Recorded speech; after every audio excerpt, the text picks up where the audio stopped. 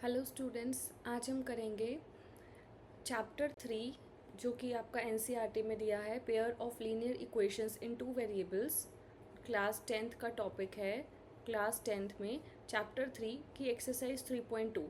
तो जो एक्सरसाइज 3.2 है ना, वो सारी आपकी सब्स्टिट्यूशन मेथड के ऊपर बेस्ड है कि आपने आंसर निकालना है एक्स और वाई का, वैल्यूज़ निकालनी है एक्स और वाई की बाय यूजिंग सब्स्टिट्यूशन मेथड। तो फर्स्ट क्वेश्चन है इसमें, जो सब्स्टिट्यूशन मेथड का सबसे पहला क्वेश्चन है वो है X plus Y equals to 14।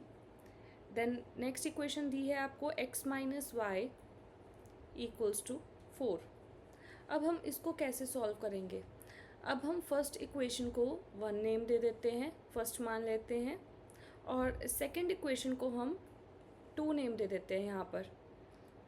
अभी हम क्या करेंगे, फर्स्ट या फिर सेकंड इक्वेशन को यूज़ करके हम एक वेरिएबल की वैल्यू निकालेंगे। या तो हम फर्स्ट इक्वेशन को यूज़ कर सकते हैं और x या y में से किसी की वैल्यू निकाल सकते हैं, या हम सेकंड इक्वेशन को यूज़ कर सकते हैं जिसमें से हम x या y की वैल्यू निकाल सकते हैं। तो मैं यहाँ पर सेकंड इक्वेशन को यूज़ कर रही हूँ। तो अगर हम सेकंड इक्वेशन को यूज़ करेंगे, अगर हम y को ट्रांसपोज कर दें दूसरी साइड, तो वो हो जाएगा 4 + y, और हमने इसको थर्ड नाम दे दिया। अब हमने ये जो वैल्यू निकाली है, ये हमने निकाली है सेकंड इक्वेशन की हेल्प से। सेकंड इक्वेशन को यूज़ करके हमने ये निकाला x is equal to 4 + y। अब जब हमने सेकंड इक्वेशन की हेल्प से ये वैल्यू निकाली है, हम इसको वापस पुट करेंगे फर्स्ट इक्वेशन में। ये चीज़ का ध्यान रखना है कि अगर आपने सेकंड में से निकाली है वैल्यू, तो उसको वापस आपने फर्स्ट में डालना है, और अगर आपने फर्स्ट में से निकाली होती वैल्यू तो उसको सेकंड में डालते। अभी हमने सेकंड में से निकाली है तो ये वैल्यू है, तो हम इसको फर्स्ट इक्वेशन में पुट करेंगे। Put the value of x in equation 1। तो इक्वेशन 1 है आपकी x + y इक्वल्स टू 14। अब हमने x की जो वैल्यू निकाली है वो है 4 + y। हम यहाँ पर डाल देंगे x की वैल्यू, x की जगह पर वो है 4 + y, और ये plus y as it is equals to 14, और ये है आपकी x की वैल्यू 4 + y। अब हम इसको सॉल्व कर देंगे, तो ये हो जाएगा 4 + y + y इक्वल्स टू 14। ये हो गया 4 + y + y हो गया आपका 2y इक्वल्स टू 14। उसके बाद यहाँ से हम 4 को ट्रांसपोज कर देंगे दूसरी साइड, तो 14 - 4 हो जाएगा, and then 2y is equal to 10। तो y is equal to 10 divided by 2, और ये हो जाएगा आपका 5। तो y का जो आंसर है वो 5 आ गया। अब हमने x भी निकालना है। y तो निकल गया, अब हमने x भी निकालना है। तो देखो, जिसको हमने थर्ड नाम दिया था, जिस इक्वेशन को थर्ड नाम दिया था x इक्वल्स टू 4 + y, इसमें आप वापस y की वैल्यू डाल दो और आपका x भी आ जाएगा। तो यूजिंग इक्वेशन 3 जो हमने लिखा था x इक्वल्स टू 4 + y, तो x is equal to 4 + y की वैल्यू है 5, तो हमारे पास x आ गया 4 + 5 9। तो हमारे दोनों आंसर्स आ गए, x equals to 9 and y equals to 5। उसके बाद हमारे पास सेकंड पार्ट है, जो सेकंड पार्ट है वो है s - t इक्वल्स टू 3, और जो दूसरी इक्वेशन दी है हमें वो दी हुई है s/3 + t/2 इक्वल्स टू 6। ये दूसरी इक्वेशन दी है। अब देखो, ये इक्वेशन तो सिंपल ही है, जो फर्स्ट वाली इक्वेशन दी है ये तो सिंपल है, बट जो सेकंड इक्वेशन है ये फ्रैक्शन में दी हुई है। तो अगर हमने दोनों को सॉल्व करना है, कर तो हम नॉर्मली भी सकते हैं, बट ईजी वे होगा कि अगर हम पहले इनकी फ्रैक्शंस को सॉल्व कर लें। ये जो सेकंड इक्वेशन है, हम पहले इसको सिंप्लीफाई कर लें, इसकी फ्रैक्शंस को सॉल्व कर लें। तो कैसे करेंगे, 3 और 2 का एलसीएम लिया तो 6 आया, तो फिर 6 को 3 से डिवाइड किया तो 2, and then 2 × s is 2s। अब फिर 6 को 2 से डिवाइड किया तो 3 × t is 3t, then this is equals to 6। तो हमारे पास हो गया यहाँ से 2s + 3t, और इस 6 को क्रॉस मल्टीप्लाई कर दो आप, तो ये 6 × 6 हो गया 36। तो मैंने अब इस इक्वेशन को सॉल्व करके ये बना लिया। तो instead of giving name to here, इसको 2 देने की बजाय हम इसको 2 नेम देते हैं, क्योंकि हमने इसी इक्वेशन से को सॉल्व करके हमने ये नई इक्वेशन बनाई है। अब हम क्या कर सकते हैं, जैसे हमने लास्ट क्वेश्चन में किया, हम क्या करते हैं, दोनों इक्वेशंस में से हम या तो मतलब फर्स्ट और सेकंड इक्वेशन को यूज़ करेंगे, हम अपने वेरिएबल की वैल्यू निकालेंगे। तो यहाँ पर देखो, यहाँ पे इजीली s की वैल्यू निकल सकती है, s इक्वल्स टू 3 + t हो जाएगा। यहाँ पर भी निकाल सकते हो, बट यहाँ पे फिर से वो फ्रैक्शन में आ जाएगा, देन फिर फ्रैक्शन को सॉल्व करना पड़ेगा। तो इसको मैं इसको मैं यूज़ नहीं करूँगी इस टाइम पर, हम इसको यूज़ कर सकते हैं। आप इसको भी यूज़ करके आंसर निकाल सकते हो, सेम ही आंसर आएगा, बट कैलकुलेशन थोड़ी बड़ी हो जाएगी क्योंकि वो फ्रैक्शन में होगा। तो हम इसको यूज़ कर सकते हैं। यहाँ से हमारा आ गया s इक्वल्स टू 3 + t। तो यहाँ से हमने इसको -t को उस साइड पे ट्रांसपोज कर दिया, तो ये हमारा थर्ड, ये इसको हमने थर्ड नाम दे दिया। अब हमने वैल्यू निकाली है अपनी s की, हमने वैल्यू निकाली है by using the first equation. अब अगर फर्स्ट इक्वेशन की हेल्प से आप निकाल रहे हो एक वेरिएबल की वैल्यू, तो आपने वापस उसको दूसरी इक्वेशन में डालना है। फर्स्ट की हेल्प से निकाल ली, तो हम इसको वापस फर्स्ट में नहीं डाल सकते, जिसमें से निकाली है उसमें वापस नहीं डाल सकते, दूसरे में वापस डालोगे। तो फर्स्ट में से निकाल ली, अब इसको आप सेकंड में डालोगे। तो put the value of third equation, put the value of equation 3 in equation 2। तो यहाँ पे हमारे पास हो गया इक्वेशन 2 थी 2s + 3t = 36, ये आपकी इक्वेशन थी। सो 2 एज इट इज़। अब s की वैल्यू है 3 + t। अब इसमें s की वैल्यू में 2 टर्म्स आ रही हैं और वो 2 के साथ मल्टीप्लाई हो रही है। s की वैल्यू 2 के साथ मल्टीप्लाई हो रही है और इसमें 2 टर्म्स आ रही हैं, इसलिए हम ब्रैकेट लगाएंगे। तो ये हो गया 3 + t bracket close and then this 3t as it is and this equals to 36। उसके बाद हमारे पास आ जाएगा 2 × 3 = 6, इसको सॉल्व कर लो। 2 × 3 6 and then 2 × t is 2t और ये हो गया 3t = 36। यहाँ से हो गया 6 + 5t = 36। 2t + 3t 5t कर दिया। अब 6 को ट्रांसपोज कर दो दूसरी साइड, सो ये हो जाएगा 36 - 6, सो 5t = 30। देन t = 30 डिवाइडेड बाई 5, तो ये आपके पास 6 आ गया। तो t का आंसर आ गया आपके पास 6। अब हमने t की वैल्यू तो निकाल ली है। अगर हमने अपनी t की वैल्यू निकाल ली है, हमें s भी निकालना है। तो जिस इक्वेशन को हमने 3 नाम दिया था, ये वाली इक्वेशन, इसको दोबारा से यूज़ करेंगे, इसमें t की वैल्यू डालेंगे और हमारा s भी निकल आएगा। तो s क्या था हमारे पास, s था = मैं यहाँ पे लिख रही हूँ, यूजिंग इक्वेशन 3। तो हमारे पास इक्वेशन नंबर 3 थी s = 3 + t। तो s = 3 + t, तो ये हो गया 3 + t है आपका 6, तो 3 + 6 हो गया 9। तो हमारा s का आंसर आ गया 9। तो s 9 है और t 6 है, ये हमारा फाइनल आंसर है। s = 9 and t = 6। तो ये आपका फाइनल आंसर हो गया। अब इसके बाद हमारा नेक्स्ट पार्ट, तो नेक्स्ट पार्ट है आपका, थर्ड पार्ट है आपका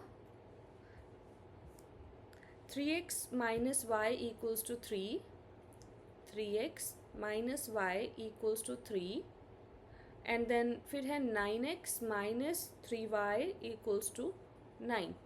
अब हम इसको 1 नाम दे देते हैं और इसको 2 नाम दे देते हैं। अब देखो, अगर आप फर्स्ट इक्वेशन को यूज़ करो तो आपके पास इजीली y की वैल्यू निकल जाएगी, क्योंकि y का कोफिशिएंट 1 है। अगर आप किसी और को मतलब अगर आप सेकंड इक्वेशन को यूज़ करते हो, x निकालना चाहते हो, तो किसी का भी कोफिशिएंट 1 नहीं है इधर, तो आपका आंसर फ्रैक्शन में ही निकलेगा। यहाँ पर भी अगर आप x निकालना चाहो तो इसका कोफिशिएंट 1 नहीं है इधर, तो ये भी आपका फिर फ्रैक्शन में ही निकलेगा। तो इसलिए आप फर्स्ट को यूज़ करो यूजिंग फर्स्ट, और आप वैल्यू निकाल लो बाय यूजिंग फर्स्ट। अब यहाँ से वैल्यू y की निकाल लो, तो 3x - y = 3 था, तो ये हो जाएगा 3x - 3 = y, मीन्स आपके पास y आ गया 3x - 3। तो इसको हमने थर्ड नाम दे दिया इस इक्वेशन को, जिसमें से हमने अपनी वेरिएबल की वैल्यू निकाली है उसको थर्ड नाम दे दिया। अब हमने जो ये वैल्यू निकाली है ये हमने निकाली है फर्स्ट इक्वेशन की हेल्प से। अगर आपने फर्स्ट इक्वेशन की हेल्प से वैल्यू निकाली आप उसको डालोगे सेकंड में, फर्स्ट में से निकाली तो आप फर्स्ट में वापस नहीं डाल सकते, आपको सेकंड में डालनी पड़ेगी। तो अब आप डालोगे put the value of equation 3 in equation 2। तो इक्वेशन 2 है आपके पास 9x minus 3y equals to 9। तो ये हो गया 9 as it is 9x minus 3। अब y की वैल्यू में 2 टर्म्स आ रही हैं और वो y के साथ और 3 के साथ मल्टीप्लाई हो रही है। अगर वो 3 के साथ मल्टीप्लाई हो रही है तो हम क्या करेंगे, ब्रैकेट लगाएंगे क्योंकि ये दोनों टर्म्स ही 3 के साथ मल्टीप्लाई हो रही हैं, इक्वल्स टू 9। अब इसको हम सॉल्व कर देंगे। 9x, तो माइनस का साइन बाहर है, 3 times 3 is 9x and then minus 3 times minus 3 again, minus 3 times minus 3 is plus 9 and equals to 9। अब 9x और माइनस 9x तो कट हो जाएगा, आपके पास बचा 9 इक्वल्स टू 9। अब जो हमारा वेरिएबल था वही कैंसिल हो गया, इसमें जो हमारा वेरिएबल x था यहाँ पर वही कैंसिल हो गया और फाइनल आपके पास जो बचा है लेफ़्ट हैंड साइड और राइट हैंड साइड आपके पास इक्वल आ रही है। 9 यहाँ पर भी 9 है, यहाँ पर भी 9, दोनों इक्वल आ रही है, मीन्स आपके पास ये चीज़ ट्रू आ रही है। तो जब भी ऐसा कुछ होता है जिसमें आपका वेरिएबल ही कैंसिल हो गया और जो फाइनल आपकी इक्वेशन बची उसमें क्या हुआ, left side equals to right side आ गई और मीन्स कि ये जो चीज़ आई है आपके पास लास्ट में वो ट्रू है। तो इसको हम कहते हैं it has infinitely many solution, इसके बहुत सारे सोल्यूशंस होंगे। मीन्स ये जो दोनों लाइंस होंगी वो कोइंसिडेंट लाइंस होंगी, तो कोई एक पर्टिकुलर सोल्यूशन नहीं है, बहुत सारे सोल्यूशंस हैं। These are coincident lines. बाकी इसको यहीं पर लीव कर दो। अब इसमें एक चीज़ नोट करो, तो इसका तो ये यहाँ तक फाइनल आंसर है। अब नोट क्या करना है आपको, देखो अगर आपके पास ऐसा होता, मान लो ये चीज़ ट्रू ना आती, फॉल्स हो जाता, मान लो यहाँ पर आ रहा है आपका 8 और राइट साइड पे आपका आ रहा है मान लो 11, तो ऑब्वियसली ये चीज़ फॉल्स है, नॉट इक्वल, लेफ़्ट साइड और राइट साइड सेम नहीं आती। इस केस में भी मान लो वेरिएबल कट हो रहे हैं, बट वेरिएबल कट होने के बाद भी जो लेफ़्ट हैंड साइड है और राइट हैंड साइड है वो इक्वल नहीं आ रही, फॉल्स हो रहा है ये। दैट मीन्स कि आपका यहाँ पर नो सोल्यूशन होगा। अगर ट्रू हो तो इनफाइनाइट मैनी सोल्यूशंस, बट अगर फॉल्स हो तो नो सोल्यूशन, और अगर नो सोल्यूशन है means these are parallel lines. तो ये पैरेलल लाइंस होंगी। उसके बाद फोर्थ पार्ट है हमारे पास,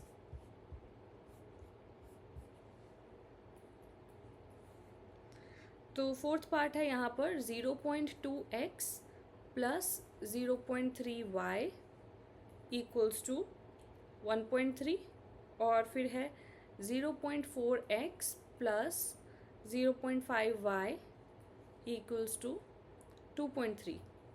तो सबसे पहले ये देखो दोनों इक्वेशंस आपको क्या है, डेसिमल में दी हुई हैं। तो सबसे पहले किसी को भी 1 और 2 नेम देने से पहले हम क्या करते हैं, इसका डेसिमल रिमूव कर देते हैं, इसको सिंपल नॉर्मल जैसे हमारी दूसरी इक्वेशंस थी वैसा बना लेते हैं। तो जब हम इसमें इसका डेसिमल रिमूव करेंगे, वैसे तो आप 10th क्लास में हो तो इजीली 1 स्टेप में ही डायरेक्टली भी लिख सकते हो, बट मैं फिर भी 1/1 मीन्स हर एक स्टेप एक्सप्लेन करती हूँ। तो इसका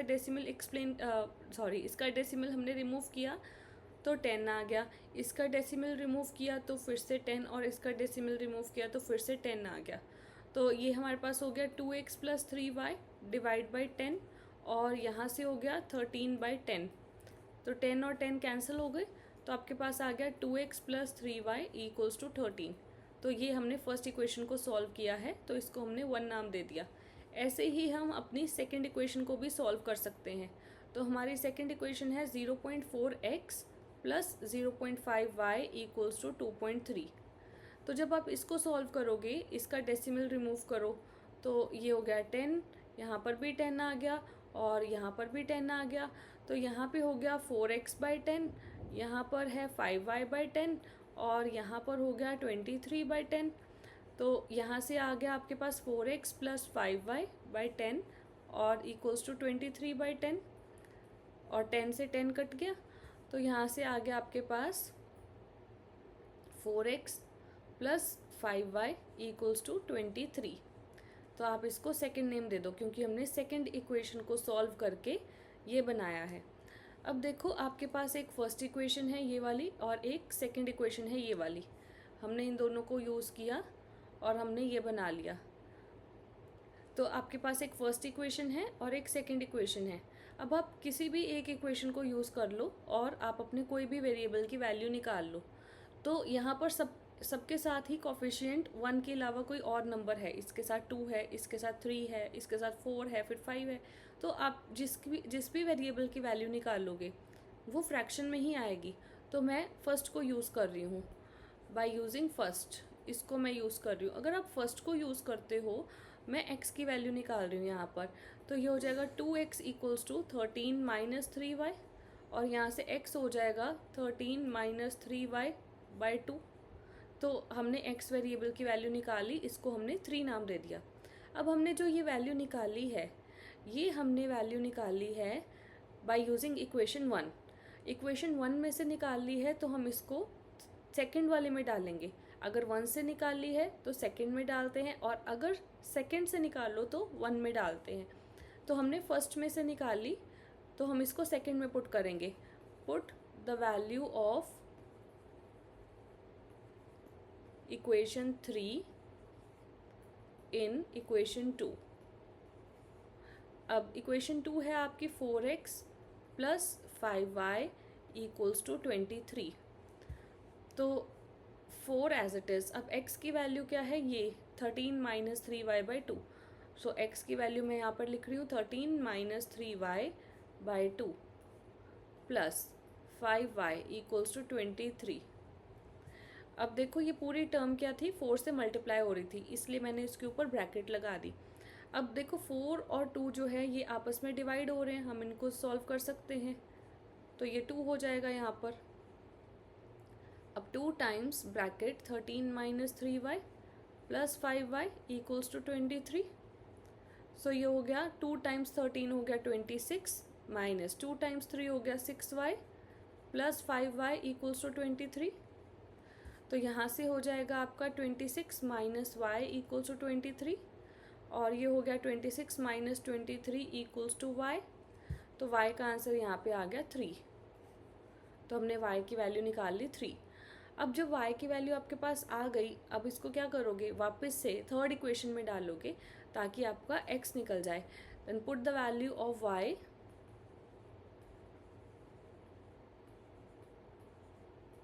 इन इक्वेशन 3। तो इक्वेशन नंबर 3 थी हमारी ये वाली, x इक्वल्स टू 13 - 3y/2।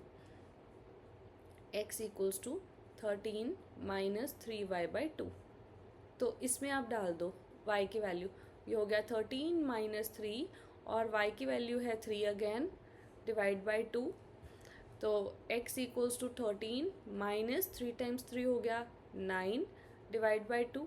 तो 13 - 9 इज़ 4/2। और अगर आप इसको सॉल्व करो तो x का आंसर आ गया आपके पास 2। तो ये आपका फाइनल आंसर आ गया। Means x equals to 2 and y equals to 3। y equals to 3 है ये। तो ये आपका फाइनल आंसर आ गया। और इसके बाद हमारे फोर्थ के बाद नेक्स्ट 2 पार्ट्स रह गए, 5th और 6th। तो वो हम अब नेक्स्ट वीडियो में करेंगे। Okay bye.